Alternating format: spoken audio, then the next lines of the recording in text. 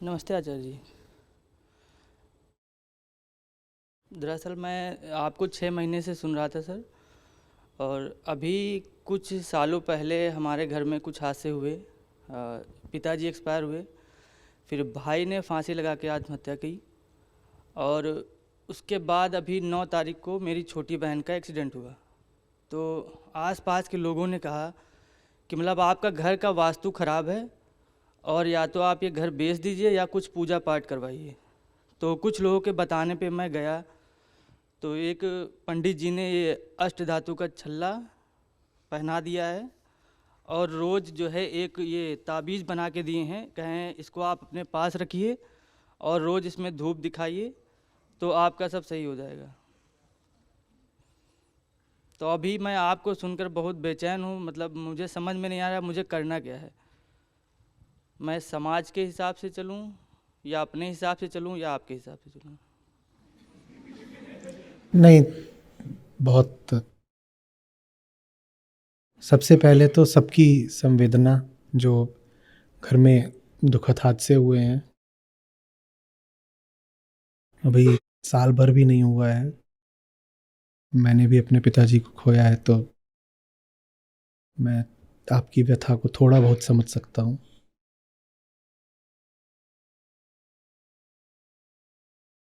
देखिए, ये जो कुछ भी है, अंगूठी, ताबीज़, इसका आप जो भी करना चाहें करें।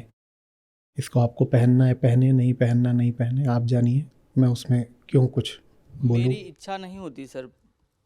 मैं बचपन से ही मतलब ये पूजा पाठ इस तरह का मुझे अच्छा नहीं लगता है। मैं कभी नहीं पहना हूँ, लेकिन ये केवल लोगों के प्रभाव की वजह से ऐसा करना पड़ रहा है। घटनाएँ क्या हुई थी? एक तो सड़क दुर्घटना आपने बताई, जी। और और एक भाई ने 2017 में फांसी लगाई थी डिप्रेशन की वजह से। और और 2015 में पिताजी हार्ट अटैक से 60 वर्ष के देखिए, उम्र। अच्छे स्वास्थ्य की ज़रूरत है हमको। भारत में ये जो 2 कारण हैं, ये सबसे ज़्यादा ज़िम्मेदार हैं मौतों के लिए, हम जानते हैं ना? भारत में जितनी जानें सड़क पर जाती हैं, विश्व में कहीं नहीं जाती, और भारत में जितनी जानें हृदयाघात से जाती हैं, वो भी कहीं और नहीं। तो उसका समाधान अच्छी कार्डियक हेल्थ है, उसके तरीके होते हैं, और वो तरीके हमको, आपको, दोनों को ध्यान में रखने चाहिए, और हमारे जो भी निकट के लोग हों, उनको भी सबको बताने चाहिए। ये पिताजी को सच्ची श्रद्धांजलि होगी। आप भी अब कोई बच्चे नहीं हैं, आपकी भी उम्र बढ़ रही है, आपको भी अपने दिल का ख्याल रखना पड़ेगा। नहीं तो भारत में जैसा हमारा खान पान है, हमारा जो पारंपरिक भोजन है ना, वो हेल्दी नहीं है। ये जो भी हमारा पूड़ी पराठा ये सब कुछ है, वो कोई बहुत अच्छा थोड़ी है। और मांस का तो उतना ज़्यादा नहीं, लेकिन दूध का हम बहुत ज़्यादा सेवन करते हैं, वो भी स्वास्थ्य के लिए अच्छा नहीं है। दूध, दूध से बने पदार्थ, थोड़ा सा भी घर में जैसे ही समृद्धि आती है, तो समोसा, दही जलेबी, समृद्धि का मतलब ही यही समझते हैं, खाओ पियो। हमारे यहाँ तो हम जिसको देखते हैं कि मोटा हो रहा है, उसको हम कहते हैं अच्छा फल फूल रहा है। कोई एकदम ही मोटा दिखाई दे तो उसको हम कह देते हैं कि खाते पीते घर से हैं। तो खाते पीते घर से अगर मोटे हो गए हो तो फिर अब रवानगी भी होगी। तो जो असली कारण है उनकी ओर जाइए। बाकी अंगूठी वगैरह का आपको जो करना हो करें, मैं क्या टिप्पणी करूं उसमें, आप खुद समझदार हैं, आप देख लीजिएगा। तो ये ख्याल सबको रखना होगा। हम्म। और विशेषकर अभी हम सबको ही वायरल इन्फेक्शन हुआ है कोरोना काल में। उसके बाद से हमारी जो भीतरी व्यवस्था है कई लोगों की, वो बिगड़ी हुई। कोविड कोई हफ्ते 2 हफ्ते की बात नहीं होती है, उससे पूरी तरह छुटकारा पाने में कई महीने लग जाते हैं, कई बार कई साल लग जाते हैं। लॉन्ग कोविड कहते हैं उसको। उसका दिल पर भी असर पड़ता है। तो और ज़रूरी है, जिस तरह का प्रदूषण है और जिस तरह की बीमारियों से हम होके गुजरे हैं, और जैसी हमारी जीवन शैली है, ये सब लाइफस्टाइल डिसऑर्डर्स होते हैं, है ना। जो कार्डियक डिजीजेज हैं, हाइपरटेंशन है, डायबिटीज़ है, ये सब हमें पता है क्या है, ये जैसी हम जीवन शैली रखते हैं उससे आते हैं। तो उसको ठीक रखिए। आज आप और किसी चीज़ में अपने आप को निविष्ट करें ना करें, तन का स्वास्थ्य और मन का स्वास्थ्य, इन दोनों की तो आप उपेक्षा कर ही नहीं सकते। बहुत गंदी जलवायु है, हवा गंदी हो गई है, आप जो सब्जी खा रहे हो उसमें आपको नहीं पता क्या क्या डला हुआ है, आप जो दूध पी रहे हो आपको पता भी है उसमें क्या क्या है। हवा बुरी तरह जहरीली है। हम तो अभ्यस्त हो गए हैं, 300-500 AQI तो हमको लगता है कुछ है ही नहीं। जो बाहर से लोग आते हैं वो खांसते खांसते मर जाते हैं। उनको कहते हैं क्या है, बुखार आ जाता है, फेफड़े जाम हो जाते हैं उनके। कहते हैं दिल्ली में रहने वाले आम आदमी की उम्र 10 से 15 साल कम हो चुकी है, सिर्फ हवा के कारण दूषित। तो जो असली वजह है किसी भी दुर्घटना या आपदा के पीछे की, उसका विश्लेषण बहुत आवश्यक होता है। अतीत में क्या हुआ उसको समझोगे नहीं तो उससे मुक्त कैसे होगे। सुनने में थोड़ा ये भयावह लगेगा, लेकिन हार्ट अटैक ने ये नहीं बोल रखा कि दोबारा नहीं आऊंगा, रोड एक्सीडेंट ने भी ये नहीं बोल रखा कि दोबारा नहीं होऊंगा। इसी तरीके से मनोरोगों ने भी ये नहीं बोल रखा कि हम किसी और की जिंदगी नष्ट नहीं करेंगे।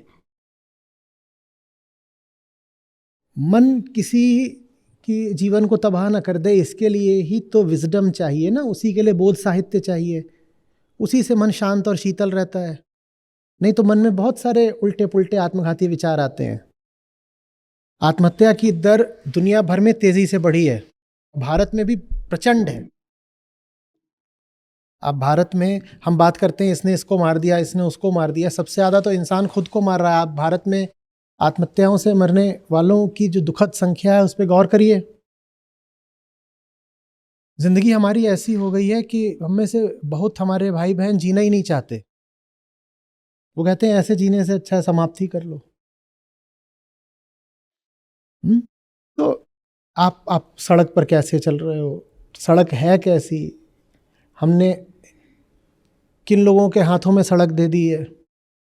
अब तो भारत में सड़कें फिर भी बहुत बेहतर हो गई हैं। आप और पीछे जाइए कुछ दशक पहले तो सड़क देखकर पता चल जाता था कि यहाँ कम से कम मोटरसाइकिल वाले तो ज़रूर मरेंगे। हो ही नहीं सकता कि इस जगह पर, आप जगह देख के बता सकते थे कि यहीं पर मरेंगे।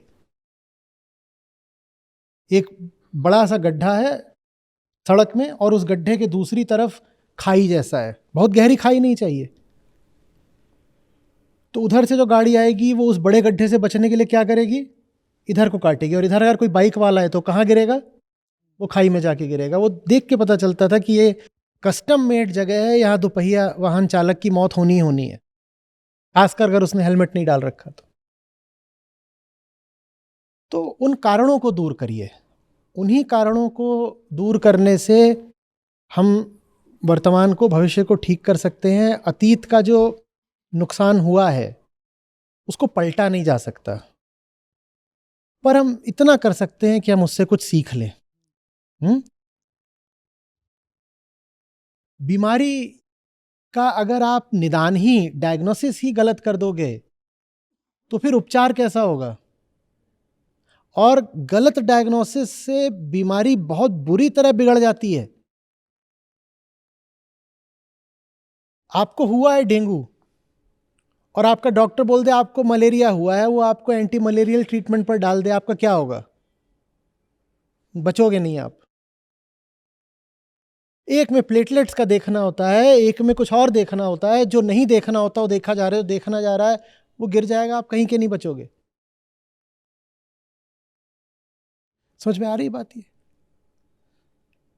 तो गलत निदान और तदुपरांत गलत उपचार कई बार अनुपचारित रह जाने से भी अधिक घातक होता है।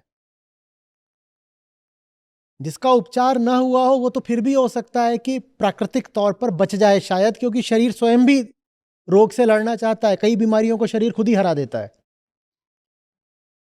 जिसको उपचार न मिला वो बच सकता है, पर जिसको गलत उपचार मिल गया उसके बचने की संभावना बहुत कम हो जाती है। आपके जीवन में जो भी बीमारियां हैं, चाहे शरीर की हो चाहे मन की हो, मेरी प्रार्थना है उन्हें गलत उपचार मत दीजिए।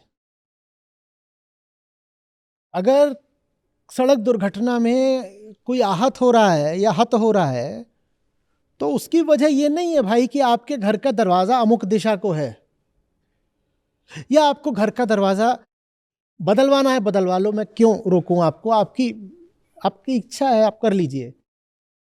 लेकिन अपने वाहन पर ज्यादा ध्यान दीजिए, हेलमेट पर ध्यान दीजिए, सड़क पर ध्यान दीजिए, वो ज्यादा जरूरी है, जान वहां से बचेगी। अभी कोहरे में दिल्ली में वही एक्सप्रेसवे,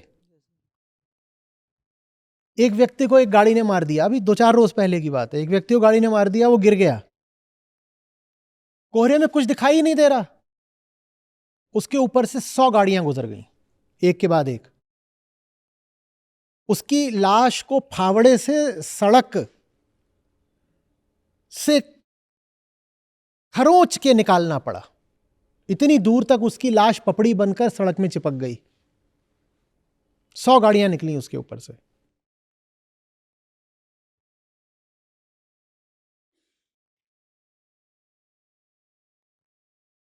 पहली बात तो जीवन वैसे ही अप्रत्याशित, और उस पे भी हम असावधानी बरतें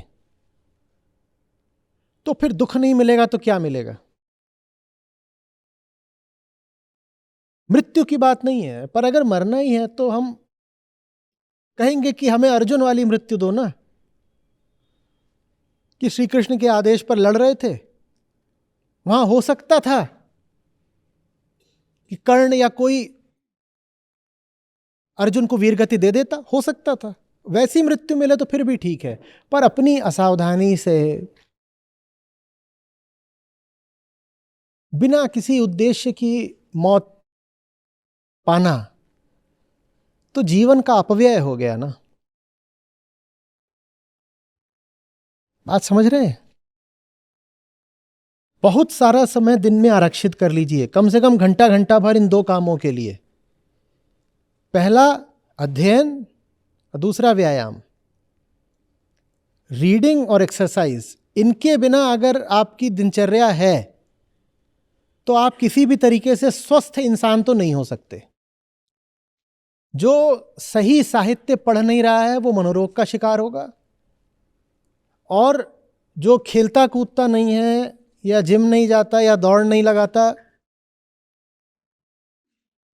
उसको किस किस तरीके के शारीरिक रोग होंगे कोई उसकी सीमा नहीं है। और इतने हम आमतौर पे मजबूत होते नहीं कि शरीर हमारा गिरने लगे और फिर भी मन हमारा स्वस्थ रहे, अडिग रहे, ऐसा नहीं होता। आपका शरीर गिरेगा, आप शरीर के साथ गिर जाओगे। हम देह भाव के प्राणी हैं। शरीर को बचाओ, तन मन दोनों की रक्षा करिए।